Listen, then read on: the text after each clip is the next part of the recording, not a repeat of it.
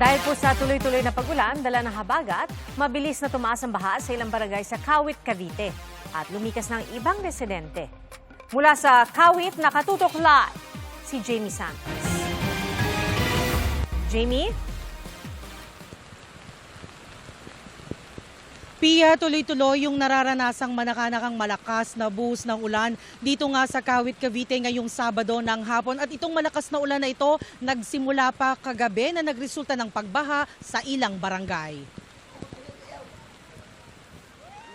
Hanggang dibdib ang baha sa ilang bahagi ng Barangay Gahak at Barangay Marula sa Kawit, Cavite matapos ang malalakas na pag-ulan dulot ng pinalakas na habagat ngayong Sabado.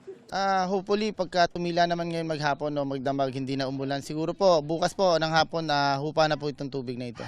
Dahil sa pagtaas ng tubig, nagsagawa ng rescue operations ang Kawit MDRRMO Emergency Response Team para mailikas ang mga residenteng naapektuhan ng baha. Nabigla ang mga residente sa biglang pagtaas ng tubig.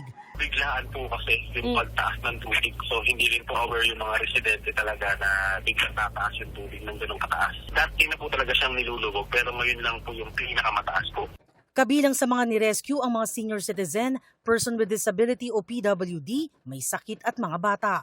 Pansamantala silang dinala sa barangay hall at multipurpose hall ng dalawang barangay. Ayon sa mga residente, bahain talaga ang lugar tuwing malakas ang ulan. Pero ngayon lang nila naranasan ang lampas bewang at lampas dibdib na baha. Grabe po ang pagkabaha dito. Dahil ang mga nagtatrabaho po doon, hindi makatawid ng ayos dito. Napapakain naman sa barangay. Tapos ngayon dinadala namin ng, ang tawag yan, food packs. Hinala ng lokal na pamahalaan, posibleng nakaapekto sa natural na daloy ng tubig ang ilang istrukturang itinayo sa tabi ng ilog. Ang nangyari po kasi, yung isang part po ng barangay gap, which is yung tinatawag po namin Kali Once, yun po yung nilubog dahil po yung sa ginagawa pong kalat. Yun po yung naging cause ng pagbaha po.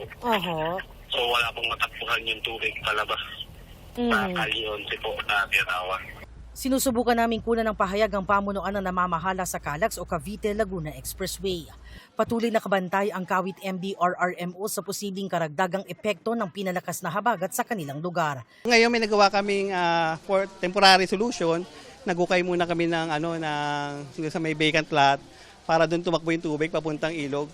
Bukod sa Kawit, nalubog din sa baha ang ilang lugar sa Imus.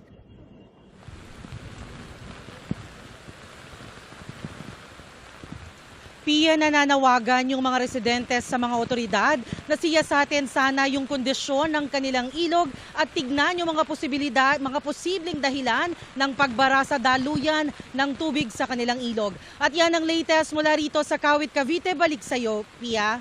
Alright, Jamie, malakas ang buhos ng ulan ngayon dyan. Mag-ingat po kayo at maraming salamat, Jamie Santos.